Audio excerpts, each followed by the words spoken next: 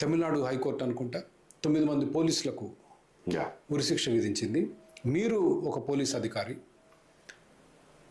నా అభిప్రాయంలో మిమ్మల్ని నొప్పిస్తున్నానేమో తెలియదు కానీ మన దేశంలో మన తెలుగు రాష్ట్రాల్లో కూడా పోలీసులు చేసే అరాచకాలు అసలు మామూలు అరాచకాలు కాదు. 9 మందికి ఉరిశిక్ష వేయటం మీద మీ అభిప్రాయం ఒకటి. 2, సీసీ కెమెరాలు ఇందాక మన శ్రీనివాస్ రెడ్డి గారు కూడా గుర్తు చేశారు, పోలీసులకి బాడీ క్యామ్స్ పెట్టేది. వాటి మీద మీ అభిప్రాయం చెప్తే విల్ క్లోజ్ ద షో. ముందు ఉరిశిక్ష, దాని తర్వాత క్యాంప్స్. జరిగిన విషయం చాలా దుర్మార్గం. ఆ తండ్రి కొడుకుల్ని కొట్టడం, దానివల్ల వాళ్ళు తర్వాత మరణించడం.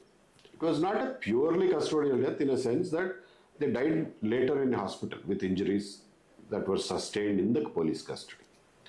బ్రాడ్గా చెప్పదలుచుకున్నది ఏంటంటే మన ప్రేక్షకులకి, తమిళనాడు అండి one of the most severely policed states. ఇండియాలోనే కాదు, సౌత్ ఇండియాలో ముఖ్యంగా తమిళనాడులో ఉన్నంత కర్కశంగా పోలీసులు ఏ దక్షిణాది రాష్ట్రాల్లోనూ ఉండరు. వాళ్ళకి ఆ చరిత్ర ఉంది. ఎందుకు? మొట్టమొదట ఇంగ్లీష్ వాడు వచ్చింది Madras presidency was one of the oldest presidencies. కలకటాతో సహా వచ్చిన సెకండ్ ప్రెసిడెన్సీ బ్రిటిష్ వాళ్ళు కాలు పెట్టింది మద్రాసులో. సో అప్పటి నుంచి ఆ కరుకుదనం, ఆ బ్రిటిష్ గోళ ఉంది. సో అది తమిళనాడుకి పోలీసులకి ఎప్పుడూ ఆ చెడ్డ పేరు ఉంది. ఆ మధ్యన జై భీమ్ అని ఒక సినిమా చూసినప్పుడు ఒక ట్రైబల్ని వాళ్ళు పోలీసులు లాకప్ డెత్ చేసిన సినిమా చూసినప్పుడు నేను ఇంత పోలీసు ఉద్యోగం చేసి కన్నీళ్ళు ఆపుకోలేకపోయా. చాలాసేపు ఒక్కడనే ఉన్నాను కాబట్టి సరిపోయింది, లేకపోతే ఎవరైనా చూస్తే సిగ్గుపడేవాడిని. చాలాసేపు వెక్కి ఏడ్చా. ఎందుకంటే అందులో ఉన్నాయన్నీ నిజాలే. కాబట్టి దాన్ని ఏమాత్రం సమర్థించను. కాకపోతే మళ్ళా తర్వాత మీరు డిసప్పాయింట్ అవ్వద్దని చెప్తున్నాను. ఉరిశిక్ష ఖరారు కాకపోవచ్చు, తర్వాత దాన్ని లైఫ్ ఇంప్రిజన్మెంట్గా చేయొచ్చు. ఎందుకంటే మీ అభిప్రాయం ఏంటి? Judge overreach because this has been a custom, this has been the culture of police in Tamil Nadu for a very long time.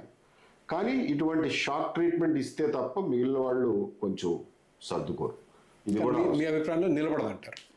నిలబడదు ఒకటి. రెండవది, ఈ 9 మంది పోలీసులే కాదు, ఈ మాత్రం కస్టోడియల్ వైలెన్స్ రోజు జరుగుతూనే ఉంటుంది అక్కడే కాదు, అన్ని రాష్ట్రాల్లోనూ జరుగుతూనే ఉంటుంది. కాబట్టి ఆ 9 మందినే ఏదో మనం సింగిల్ అవుట్ చేసి ఉరిశిక్ష విధించాల్సినంత అవసరం ఏమి లేదు. Life imprisonment would be good enough. ఎట్లా పోలీసుల్ని ఎట్లా అదుపులో పెట్టాలి? చట్టాన్ని రక్షించాల్సిన వాళ్ళే చట్టాన్ని భక్షిస్తుంటే అసలు ప్రజల్ని కొట్టకూడదన్న ఇంగిత జ్ఞానం కూడా లేకపోతే అట్లాంటి పోలీసు, అది నేరం కదండి. చట్టాలని కాదు, ప్రజలను రక్షించాల్సిన పోలీసులు ప్రజలను భక్షిస్తున్నారు. సో ఇంగిత జ్ఞానం ఏముందో వాళ్ళు అసలు పొద్దున్న నుంచి చేసేదే అదిగా. అదే అంటున్నా, వాళ్ళ అధికారం, జులుము, లాఠీ. మన పాకిస్తాన్ కాదు, ఆఫ్ఘనిస్తాన్ కాదు, చైనా కూడా కాదు, మనం ఈవెన్ అక్కడ కూడా ఇలా జరగవు. యాక్చువల్గా అక్కడ కూడా ఇన్ఫాక్ట్ ఎట్లా మార్పు ఎట్లా వచ్చింది పోలీసులు? ఇది ప్రవర్తనలో మార్పు, ఇది చట్టాల్లో మార్పు కాదు. చట్టాలన్నీ ఉన్నాయి మనకు, బట్ ప్రవర్తనలో మార్పు రావాలి.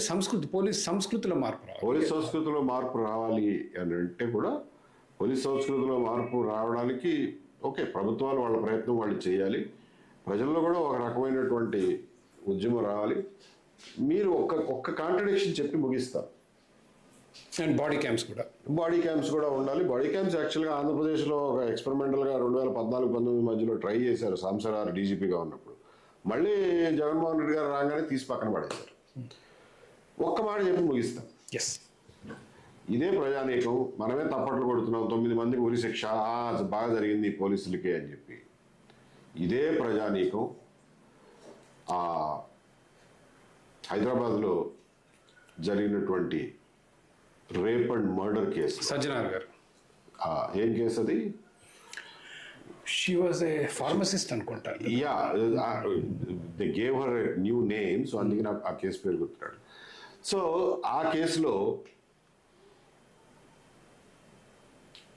ఫాల్స్ ఎన్కౌంటర్ అని సుప్రీంకోర్టు కమిటీ కూడా చెప్పింది కాబట్టి ధైర్యం చేసి చెప్తున్నాను. ఒక ఫాల్స్ ఎన్కౌంటర్ చేసి ముగ్గురు ముద్దాయిల్ని, అందులో ఒక మైనర్, వాళ్ళని కాల్చి చంపేస్తే అందరూ అదే సజ్జనారిని భుజాల మీద ఎత్తి ఊరేగింపు చేసి దండలేసి ఇదే జరగాలి అని అన్నారు. ముందు ప్రజల్లో చిత్తశుద్ధి ఉండాలిగా. మనం చట్టానికి లోబడి పనిచేద్దామా లేకపోతే ఎమోషన్స్ లోబడి పనిచేద్దామా అనేది మనం ముందు కన్సిస్టెన్సీ మెయింటైన్ చేస్తే, మన దగ్గర కన్సిస్టెన్సీ ఉంటే, మన ఆలోచనల్లో కన్సిస్టెన్సీ ఉంటే పోలీసుల్లో కన్సిస్టెన్సీ తీసుకురావడానికి కనీసం ప్రయత్నం చేయొచ్చు. Correct. It's very very good point, very good point. అది ఎక్కడ రావాలంటే పౌర సంఘాలు, మనలాంటి వాళ్ళు. మనకి ముందు మీకు ఎప్పుడైనా కానీ ఒకటి గుర్తుపెట్టుకోండి, ఆధునిక సమాజంలో నేరాలు జరగకుండా ఉండవు. నేరాలు జరుగుతాయి, కొన్ని ఘోరాలు జరుగుతాయి, కనీవిని ఎరుగునటువంటి ఘోరాతి ఘోరమైన నేరాలు కూడా జరుగుతాయి. అయినా కానీ చట్టానికి, ప్రొసీజర్స్కి రుజువులు, సాక్ష్యాలు ఉంటే తప్ప మనం శిక్షించకూడదు అనే నిబద్ధతకి మనం కట్టుబడి ఉండాలి.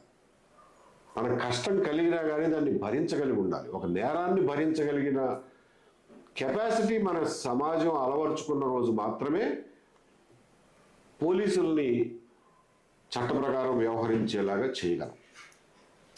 Fantastic point. థ్యాంక్ యూ రావు గారు. మళ్ళీ వచ్చే శనివారం సాయంకాలం 6 గంటలకి will be back with more Liberty affairs. Thank you all.